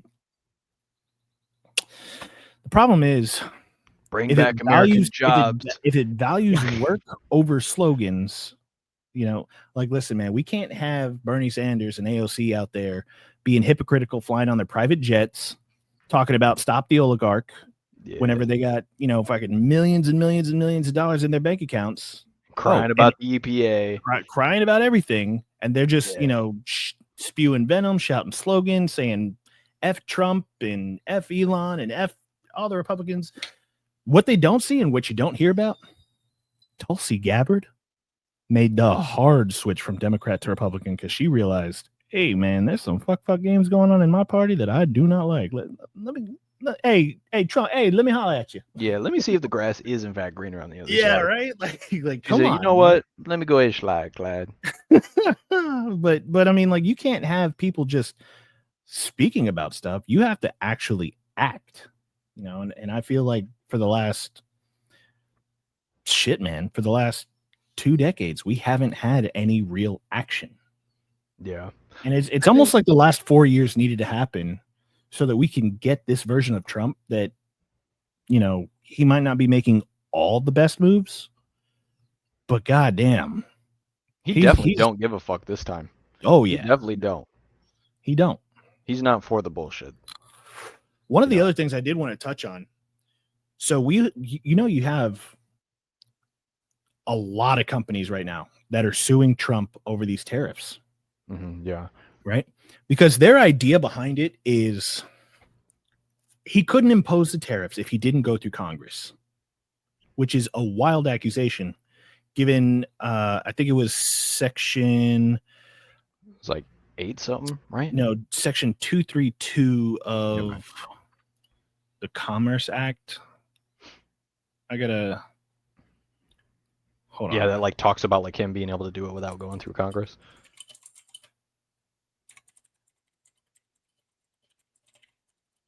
Let me see if I can find it in my notes here. I just gotta, you know, hit that Control F. Right.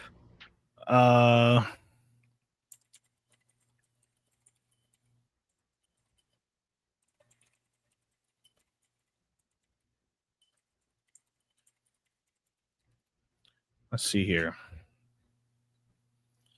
Nope, not that one. Nope, not that one. All right, so it's section 232 of the Trade Expansion Act of 1962, which inherently gives President Trump the ability to implement tariffs through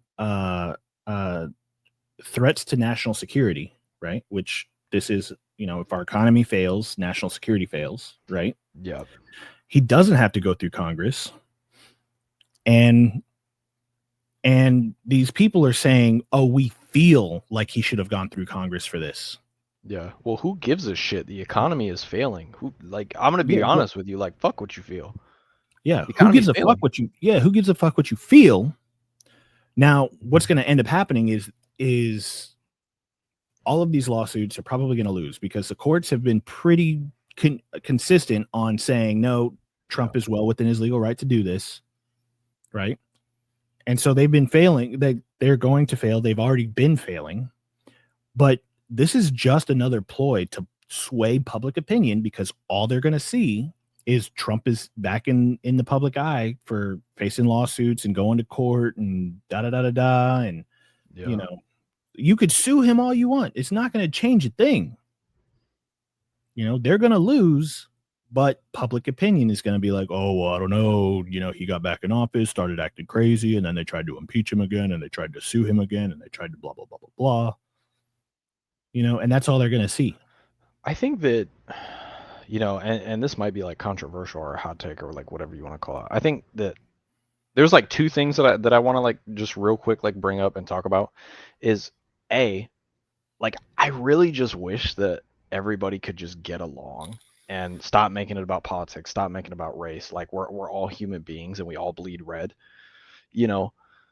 And like that's its own issue in and of itself, which, you know, might be another episode, you know, for a different time at a later date. But also the other thing that I wanted to talk about was not only the, you know, I wish we could all get along thing, but I don't know.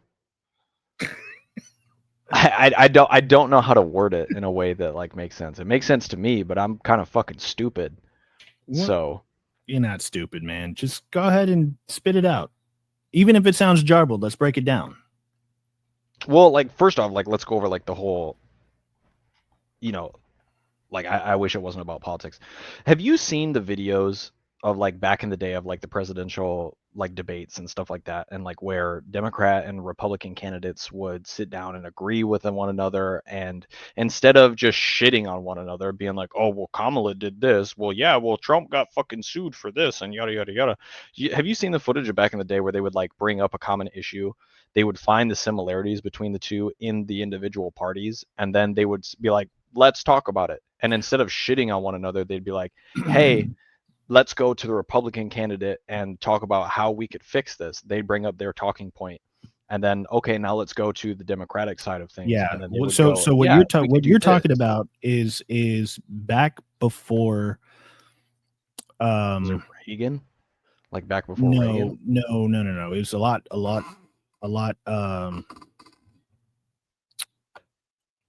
Sooner than that? it wasn't that long ago, right? It's like within Yeah. like 30 years, right? Within the last 30 years, it's changed so dramatically. And I would even argue it started to change drastically with either Bush or Obama, right? Yeah. And so what it used to be was there was only a few points difference between Democratic and Republican nominees, right? Yeah, it used to be like With- super close all the time.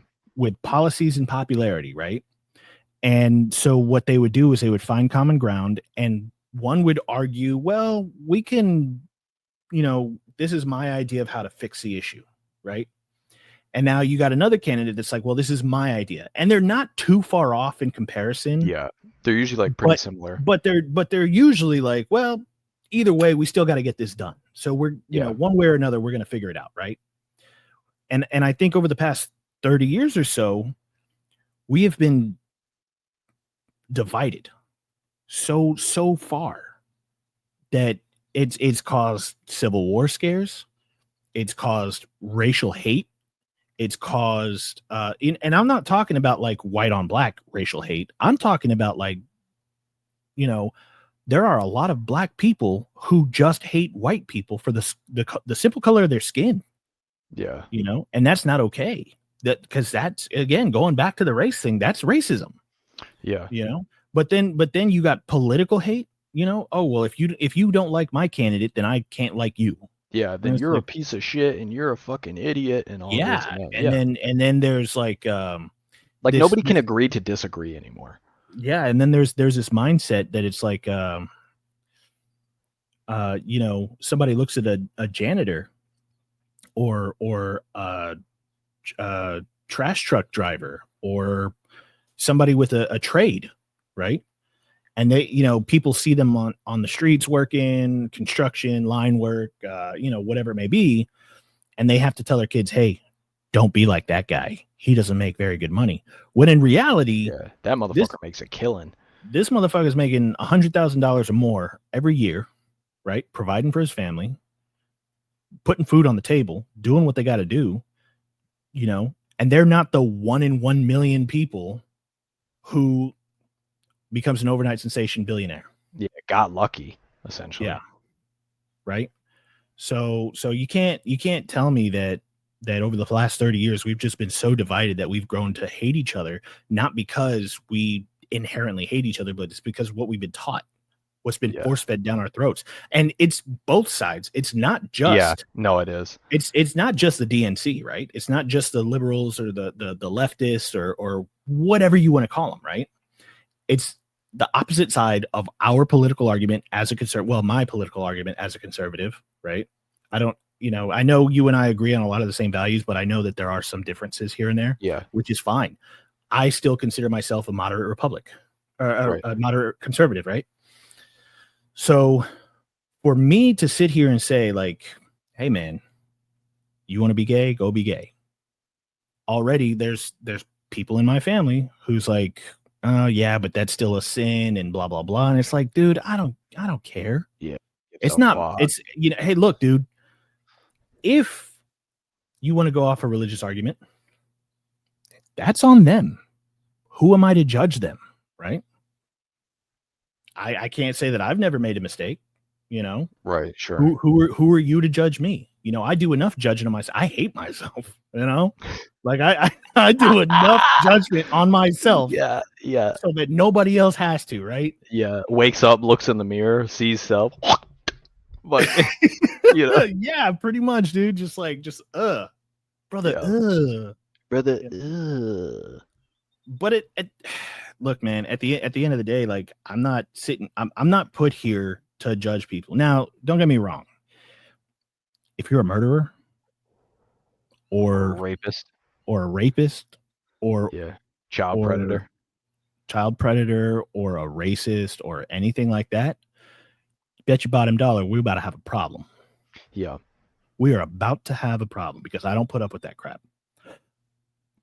With that said, I'm not going to go around holding anything against anybody else.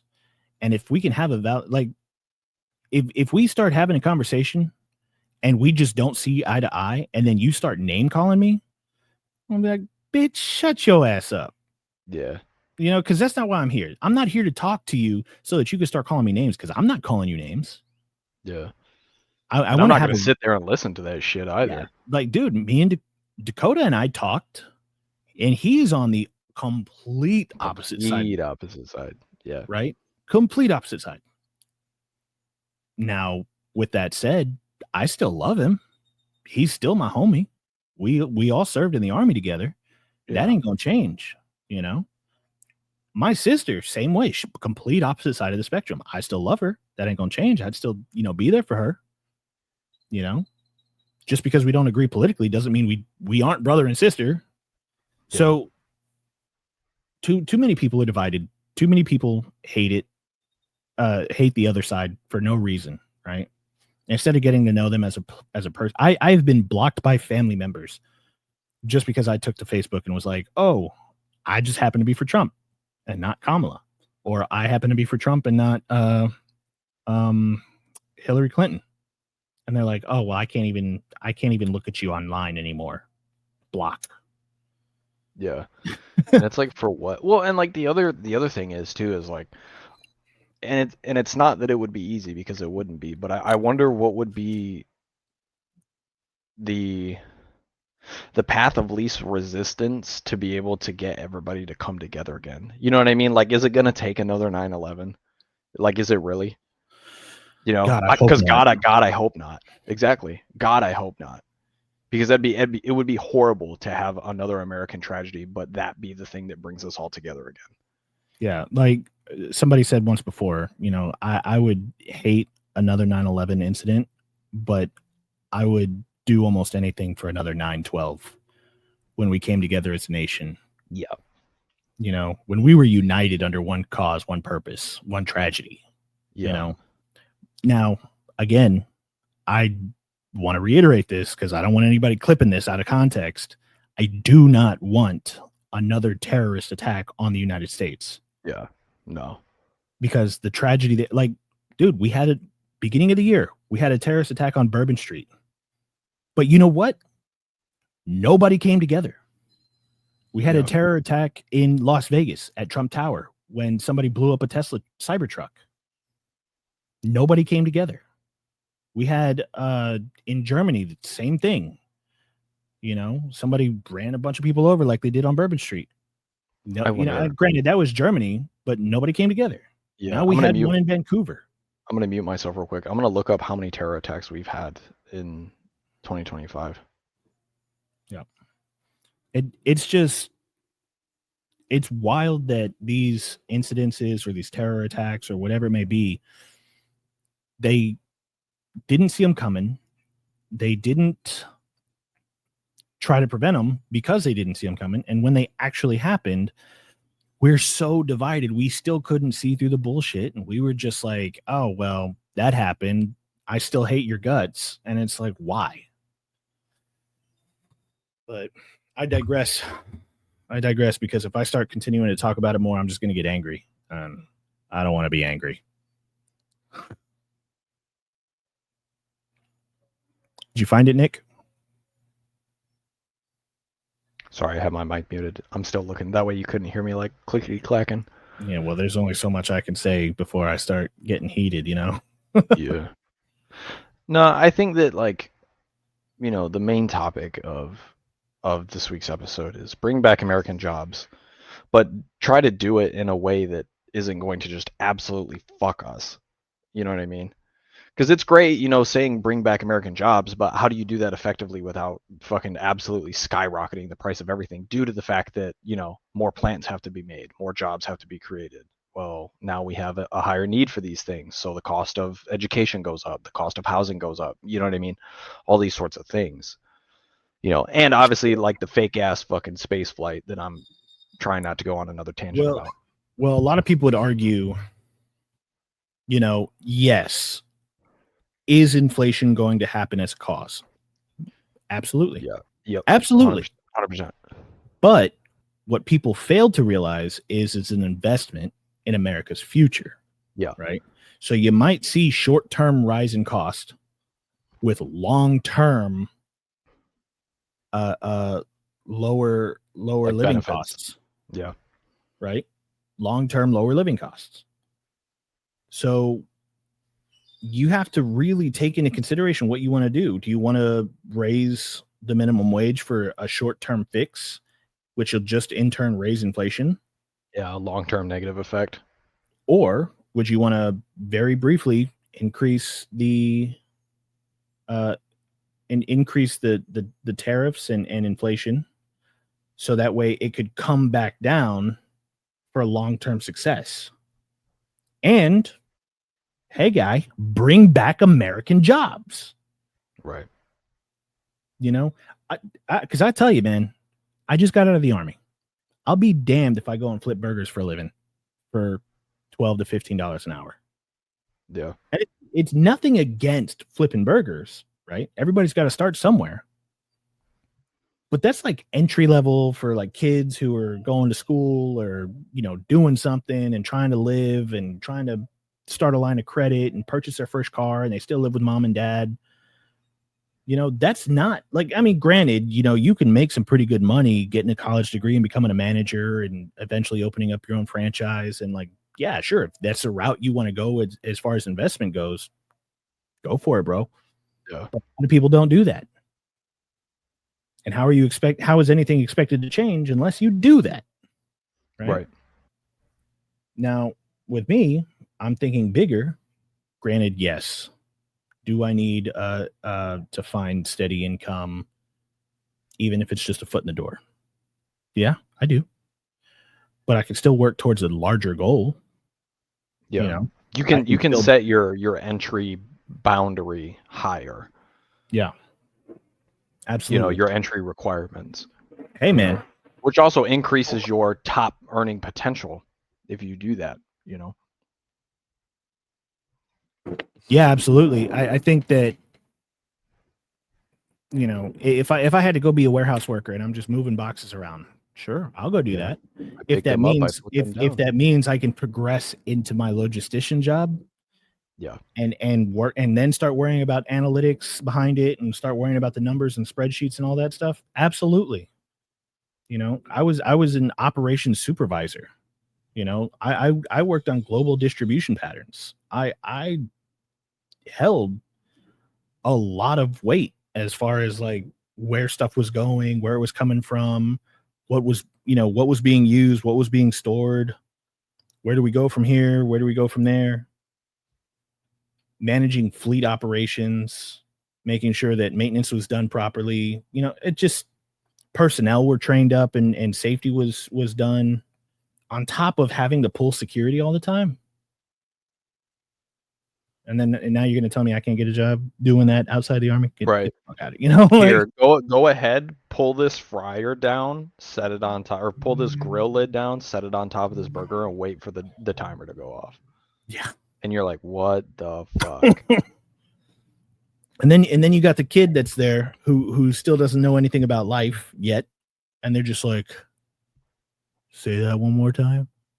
Yeah. It's like, bro, you cannot be serious. Yeah. You cannot expect me to take this seriously. Yeah. Yeah. I found that if I have a goal to work for, like a large goal, like something of a big picture goal, instead of just like a menial task that's like, oh, this is what I'm doing right now, and then, oh, that was a quick thing or whatever. Like, it's a night and day difference with how I work. You know, if it's like, hey, take these 10 boxes and stack them on the shelf, I'll be like, I mean, okay, I can do that, but what's the bigger picture? Right, but why am I doing it? Why am I doing it? What's the bigger picture? Where is all this stuff going? Where is it coming from? How is it being made? Yeah. That's where I want to be. Right. There's nothing wrong with that. There's nothing wrong with coming from one thing and wanting to start off as something bigger than that to be able to obtain something way higher. There's nothing inherent. Well, it's not that I want to start. I want to transition into exactly what I was doing so I can work for something bigger, right? And what I was doing was that bigger picture kind of work. I was in forecasting, analytics, logistics,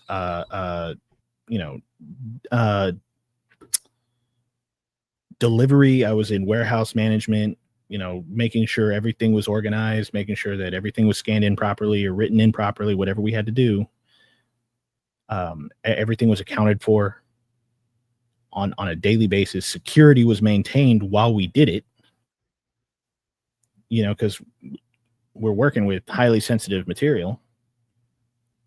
And that's kind of where I want to go. I want to be able to go transition directly into my career path. And that's what I was promised when I joined the Army. And now everybody looks at me and they're like, nah, dog, you ain't it. Yeah. We're going to take the kid who's got the 6-year degree or the 4-year degree that has no real world experience. Over you, who has almost a decade worth of experience in that field because you don't have a degree. Well, bro, it kind of goes into that whole thing that like we were talking about, and I think it was episode 1 or episode 2 where I was saying, back 10 years ago or 15 years ago, if you said that you were a veteran, it kind of like made you like be appealed, not appealed better, but like you were kind of looked at in a higher light than if you weren't. But now, just because you're a veteran, it doesn't mean shit. And I'm not saying that you should use the whole like I'm a veteran as like I'm better than you, but that like don't take that as like that's what I'm saying. But you remember when we were talking about how jobs, like when you like put in a job application, they have the whole like self-proclaimed veteran thing on there, like the veteran clause or whatever it is.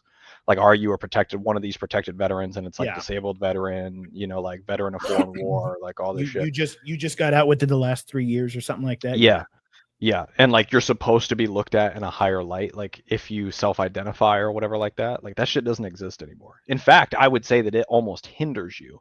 Yeah, it becomes because of the fact that like employers are going to look at that and go, this dude's going to have appointments that he can't miss. This dude's going to have his own individual schedule that's different from everybody else because of those appointments. This dude's going to be on medication, or this person's going to be on medication more likely, all these different things. So like I'd say it's more of a hindrance. Oh yeah. In certain situations, certain scenarios at least. I don't know what you think. I mean, to be honest with you, I hate to think about it like that. Yeah. But I've applied to a plethora of jobs. Yeah. With outstanding credentials, outstanding resume, and they'll take a week or two to look at it, and then they'll email me back, and they'll be like, "Sorry, bro, you're not it." Yeah, you have not been selected for this position. You go, mother. Yeah. After careful consideration, Yep. kick rocks, bro. Yep. And it's like, what the hell, man? Makes you want to start a power washing business. Funny thing. Before I joined the Army, I actually did start something along those lines. So what we would do, so I worked in the septic field here in Texas. I was a field technician. And so instead of working directly with the tanks, I made sure that, levels were maintained in what's called aerobic tanks that would basically recycle the water and spray it out into like the backfield of the houses and fertilize the land. Mhm. And so, while we were doing that, we were going to a whole bunch of brand new residential neighborhoods and, seeing some people with some, Yep. A little bit of change. And we would talk to them and we'd be like, "Hey man, it's a nice house, whatever, blah, blah, blah." And they're like, "Oh yeah, thinking about doing this and thinking about staying in my driveway." And we're like, "Well, funny that you should mention that. We actually do that on the side." Yeah. You're like, here's my card. No, we were Blue House Integrity. That was the organization, was Blue House Integrity Staining. And so we had cards and everything, and we'd hand them a card and they give us a call.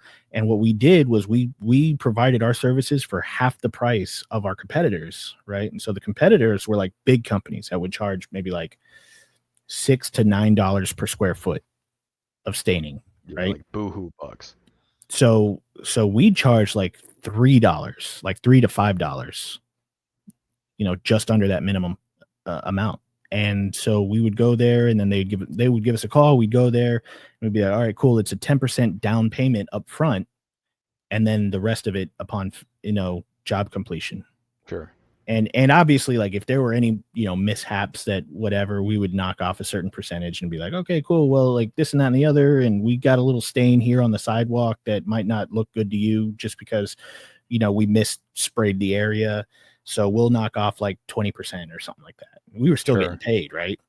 So the 10% we would use to go get the materials and measure out and everything beforehand. And then we'd say, "Okay, cool. Well, this is a square footage. This is a 10% you got to give us." We'd go get the materials. We'd come back like either that same day or the next day, and then just power wash the shit out of it, let it dry for an hour or two, and then go back over it with the stain and then the sealant. Mm-hmm. That was it, dude. One day we made like 12 grand. Damn. Yeah. I thought you were gonna say $1,200. No. Damn. No, 12 grand in one weekend. And that was off of like 3 houses. And we were 3 houses. Damn. So, yeah. But at the end of the day, the reason why it failed was because we weren't investing the money properly into the business. We made a lot of money up front. Cool. But we knew nothing about how to run the business. We knew nothing about tax IDs. We knew nothing about paying those taxes. So we were just like, okay, well, we can't keep doing this because we owe a shit ton of money because we earned a lot of money and we didn't have an LLC to put it behind. We didn't have insurance. We didn't have this. We didn't have that. So right, the business eventually failed. Right. But anyway, I'm going to start wrapping up, man. Basically, listen, tariffs overdue. Blue Origins was a hoax. Inflation isn't solved by printing money. It's just going to cause more collapse of the dollar value here in the United States. Blue collar workers need to be looked at more and more, and trade schools need to be promoted. And America has a chance to rebuild, but only if it values work over slogans. Right? Now, you can measure success however you want, but at the end of the day, when you say you're successful just because you're still breathing versus somebody who's actually providing for their family and is in those facets and making improvements to not only themselves, their family, and their country, but to the actual economy around them and the community around them, I think that's where success should be measured. With that said, do you have anything in closing, Nick? No, I mean, as far as like, you know, the topics that we went over, I think you pretty much hit the nail right on the head. You know, I want to see improvements in the community. You know, that's what I want to see. I want to see more people getting a good education at something that they can actually do, something that can actually make them or allow them to earn a livable wage. You know, other than that, if you guys have any questions, comments, concerns, you can always email us at the Tills4Thrills podcast at gmail.com. I promise we will respond. Um, you can also follow us on all of our social medias. You know, we have Rumble, we have Facebook, we have Instagram, Twitch, we have X. You know, go ahead, give us a follow, like, comment, subscribe, holla at your boys. If you Yeah, guys are a hold veteran, on. Hey, before that, going back to the Rumble thing, we're still working on Rumble, and also we're thinking about possibly going live. Oh yeah, that's right. So if you're interested in seeing a live show from us, hit us up at the Tills4Thrills podcast at gmail.com or comment down below what you'd like to see. If you'd like to do a live show, we're thinking maybe every Friday, possibly doing a little live show where we get in front of the computers and the cameras and everything. We start talking to the audience. We have a live chat going on, maybe have a little drinky poo. You know what I'm saying? Hot. That would be right. So if hot. you're interested in seeing something like that, email us or comment down below. Let us know what you think. Also, free member on Patreon, right? Free member on Patreon. You gain access to the Discord. You can come and hang out with us. We are on the Discord. We are actively engaging all the time. So sorry to cut you off, Nick. Back to you. No, you're good, man. You know, just like I was saying beforehand, if you're a veteran in need, you need to talk to somebody, things aren't going well, you need to get some shit off your chest, you can always call the Veterans Crisis Line, dial 988 and just press 1. I don't know. What do you think? Should we hit them with it? We should. All right. Other than that, we'll catch you guys in the next episode. Bye-bye.